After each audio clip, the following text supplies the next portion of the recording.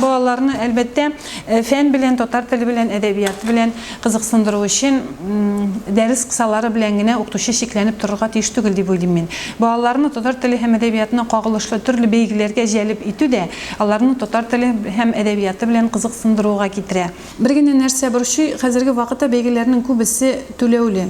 Оештыру взносы дип күпмедер суммада акча түләтергә кушалар. Һәм әле үзе эшли башламаган бала әти-әнисеннән акча сорарга тиеш бәйгегә барган вакытта.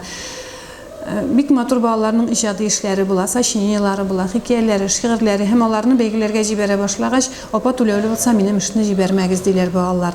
Һәм гаиләләрнең дә төрлесе бар, бик мохтаҗлары бар. Андый вакытта инде укытучы үзе дә түләп алып бара. Кай вакыт мәктәп администрациясенә дә мөрәҗәгать итәбез, алар да ярдәм итәләр. Ләкин һәр вакыт каяндыр акча алуга терәлеп калгач, балаларның үзләренең дә теләге кими күп вакыт. Мондый бәйгеләрне кызыксындыра торган, балаларны чыннан да телебезне саклап калуга ярдәм итә торган бәйгеләр оештырыла икән, дәүләт тарафыннан акча белән эшләнсә, алар дәүләт үз карамагына алса, аларны бик уңайлы булыр иде диясем килә.